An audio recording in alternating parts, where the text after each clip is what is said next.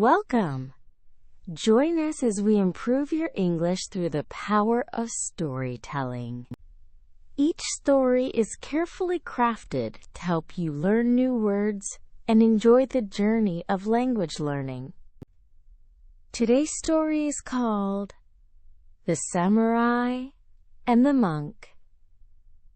Throughout this story, we will pause to teach you important vocabulary words. Listen for the pronunciation, meaning, and how each word is used. At the end of the story, do not miss the vocabulary review section, where we will practice all the new words together. Now listen carefully, enjoy the tale, and discover new English expressions along the way. Let's begin. The Samurai and the Monk. In ancient Japan, during the time of the great samurai warriors, there lived a legendary monk named Hakuin. He was known throughout the land for his wisdom, his calm spirit, and his deep understanding of human nature. People traveled from distant provinces to seek his guidance and learn from his teachings. Hakuin lived in a simple temple on a mountainside. The temple was modest, with wooden floors worn smooth by centuries of footsteps. Cherry blossom trees surrounded the temple, their petals falling like snow in the spring breeze. Inside, the monk spent his days in meditation, teaching students, and contemplating the mysteries of life.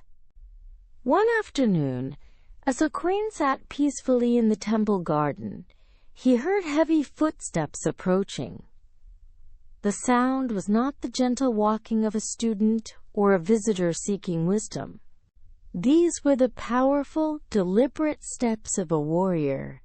A massive samurai appeared at the temple gate. He was one of the most feared warriors in all of Japan.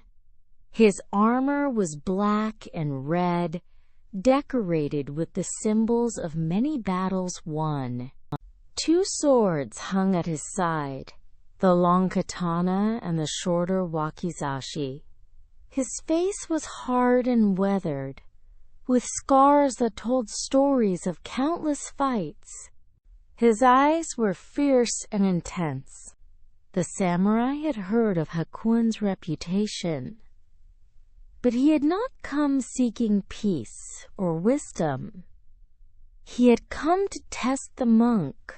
Many people spoke of enlightenment and inner peace, but the samurai believed these were just pretty words. He wanted to see if this monk was truly wise or just another fraud. The samurai stomped into the temple garden without removing his sandals, showing disrespect. He stood before the monk with his arms crossed, his hand resting on the hilt of his sword. Hakuin remained seated, calm and still, like a lake without wind. "Monk!" the samurai commanded in a voice that had terrified enemy soldiers on battlefields. "I have a question for you. I have heard you are supposedly wise. Prove it to me." Hakuin looked up at the towering warrior. The monk's face showed no fear, no anger, no concern, just gentle attention. "What is your question?" Hakuin asked softly. The samurai's voice became even more demanding. "Tell me about heaven and hell. I want to know what they are. Explain them to me now." Hakuin studied the samurai for a long moment. He saw the pride in the warrior's stance. He saw the violence barely contained beneath the surface. He saw a man who had spent his entire life dominating others through fear and force. Then, instead of answering the question directly, Hakuin did something completely unexpected.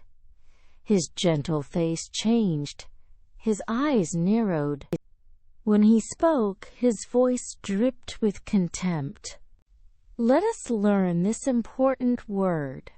Contempt. Listen carefully. Contempt. Contempt means a strong feeling that someone or something is worthless and does not deserve respect. When you feel contempt for someone, you look down on them. You think they are beneath you. The monk's voice dripped with contempt.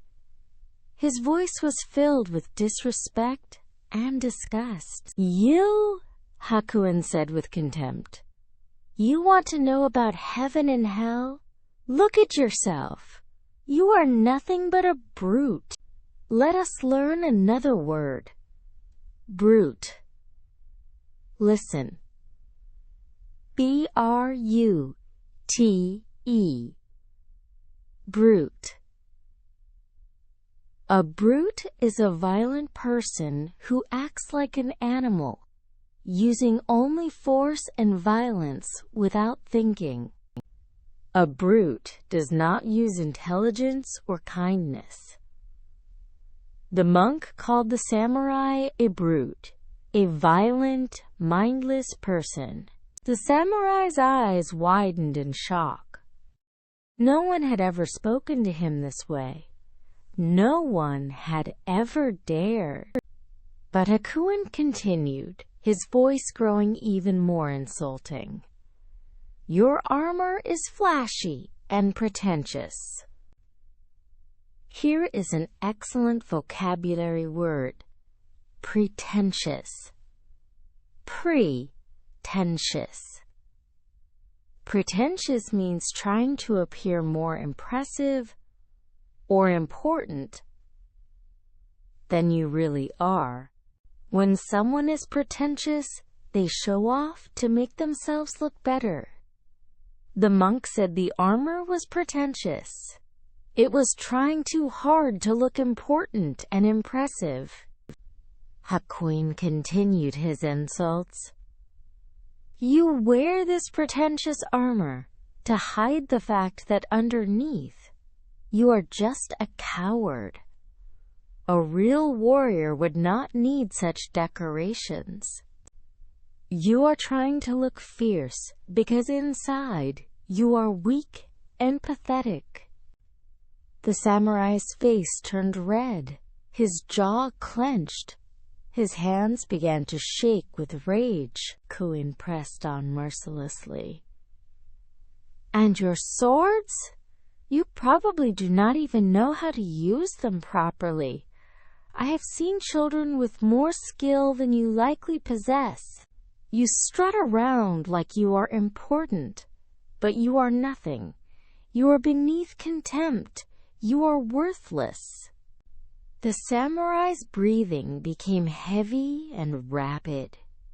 Every muscle in his body tensed. Rage consumed him completely. How dare this monk insult him? This weak, unarmed old man sitting on the ground dared to mock him. The samurai's hand shot to his sword. In one smooth, practiced motion, he drew the blade from its scabbard. The katana gleamed in the afternoon sunlight. It was a beautiful weapon, perfectly balanced, razor-sharp. The samurai had killed many men with this sword. He raised the blade high above Hakuin's head, ready to strike. His eyes blazed with fury. His whole body shook with the desire to cut down this insolent monk who had dared to insult him. An important word here. Insolent. Insolent. Insolent means showing rude disrespect, being boldly insulting. When someone is insolent, they speak rudely and disrespectfully to someone, especially to someone in authority. The samurai thought the monk was insolent, rudely disrespectful, and insulting. One swift strike, and Hakuin's head would roll across the garden floor. At that exact moment, with the sword raised and death 1 second away, Hakuin's face transformed. The mocking contempt vanished instantly. His expression became peaceful again, gentle and serene. Let us learn this beautiful word. Serene. Serene. Serene means calm, peaceful, and untroubled. When someone is serene, they are completely at peace, with no worry or disturbance. The monk's face became serene, perfectly calm and peaceful, even with a sword above his head. Hakuin looked directly into the samurai's furious eyes, and Hakuin said, very quietly, very calmly, "That is hell." The words struck the samurai like a physical blow. His raised sword froze in midair. His rage-filled mind suddenly stopped. In that instant, he understood completely. Hell was not some distant place of fire and demons. Hell was right here, right now. Hell was the burning rage consuming his heart.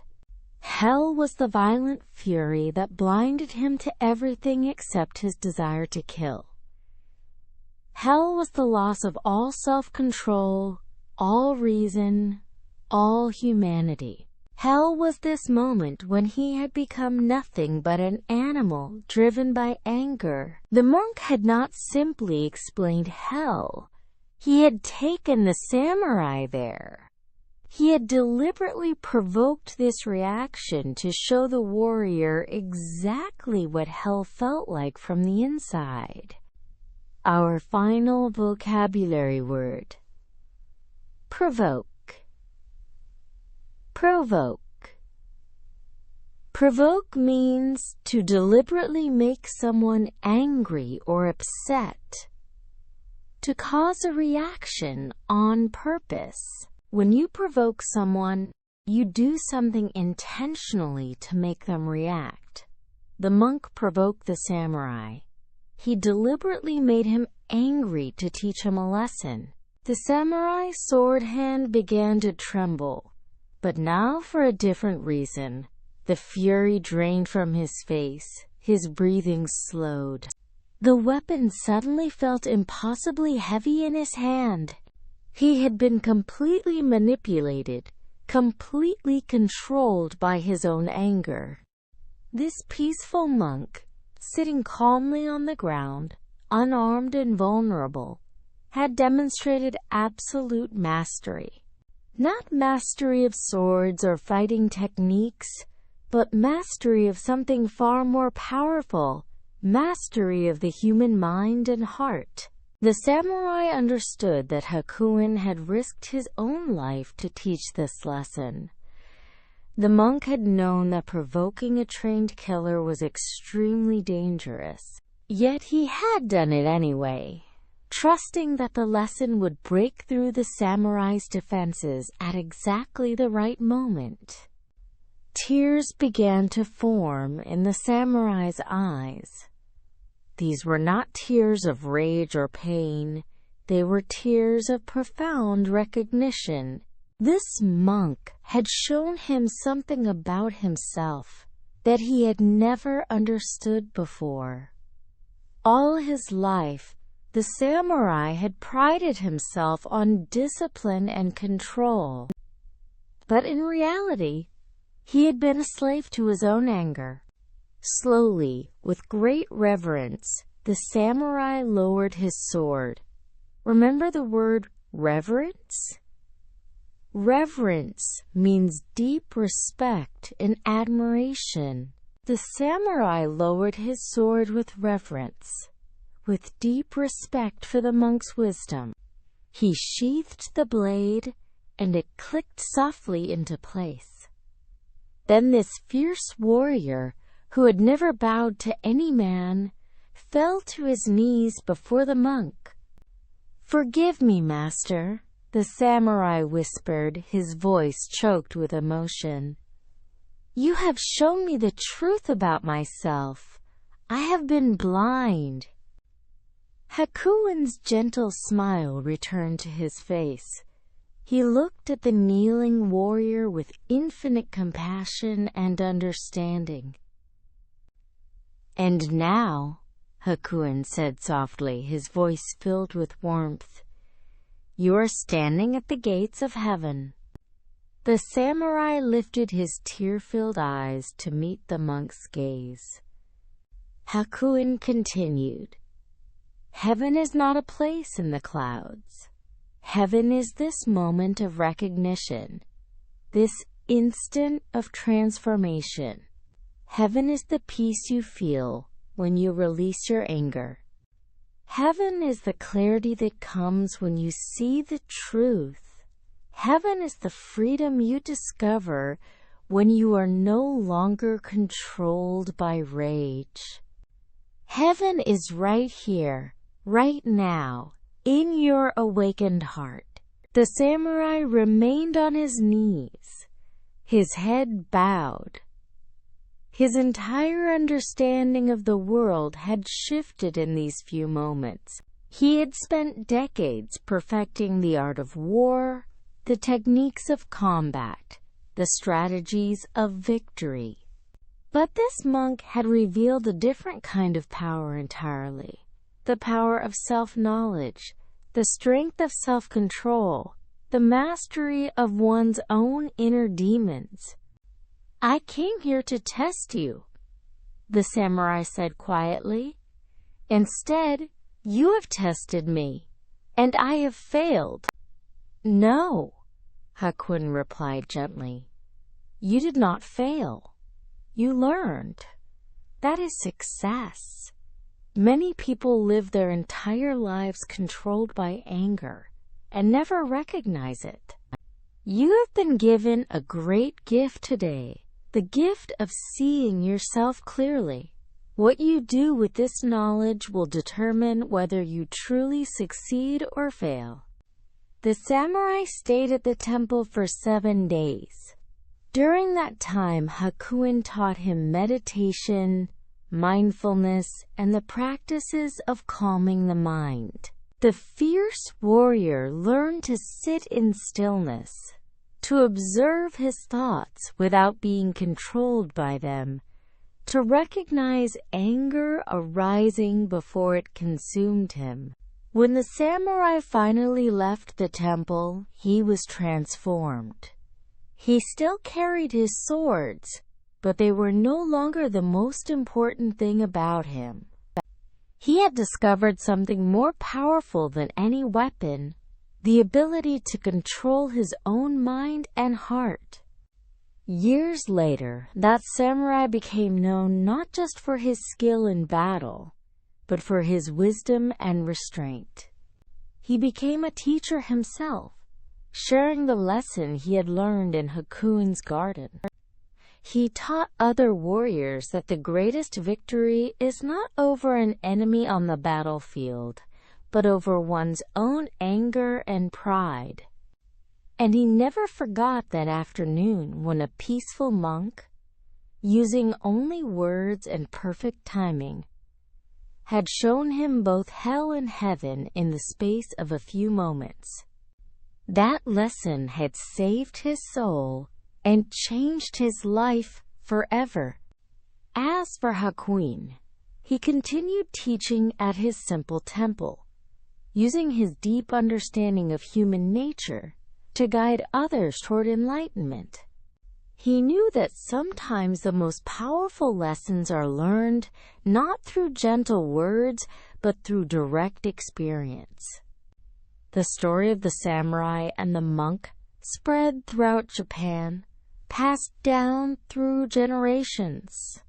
It reminds us that hell and heaven are not distant places we go to after death. They are states of mind we experience right here, right now, in every moment of our lives. Hell is being controlled by our anger, our hatred, are destructive emotions. Heaven is finding peace, clarity, and freedom within ourselves. The choice between them is ours to make, in every moment, with every breath, with every thought. The question is not whether we will experience anger. We are human, and anger will arise. The question is whether we will let that anger control us, or whether we will recognize it and choose a different path. That is the lesson the samurai learned. That is the wisdom Hakuin taught. And that is the truth that can transform any life, in any time, in any place. The end. Moral of the story. Hell and heaven are not distant places. They are states of mind we experience right now. Hell is being controlled by anger, hatred, and destructive emotions. Heaven is finding peace, clarity, and self-control. The greatest victory is not over external enemies, but over our own anger and pride. True wisdom comes from self-awareness and the ability to recognize and control our emotions before they control us. Vocabulary review. Let us review the 6 important words we learned today. Number 1. Contempt. Contempt. A strong feeling that someone is worthless. Example: his voice dripped with contempt. Number 2. Brute. Brute. A violent person who acts without thinking. Example: you are nothing but a brute. Number 3. Pretentious. Pretentious. Trying to appear more important than you are. Example: your armor is pretentious. Number 4. Insolent. Insolent. Showing rude disrespect. Example: the insolent monk dared to insult him. Number 5. Serene. Serene. Calm, peaceful, and untroubled. Example: his face became serene. Number 6. Provoke. Provoke. To deliberately make someone angry. Example: the monk provoked the samurai to teach him. Practice using these words in your own sentences. Remember, learning vocabulary and context through stories helps you remember the words much better than just memorizing definitions. Thank you for learning English with us today. Remember to subscribe for more stories with vocabulary lessons.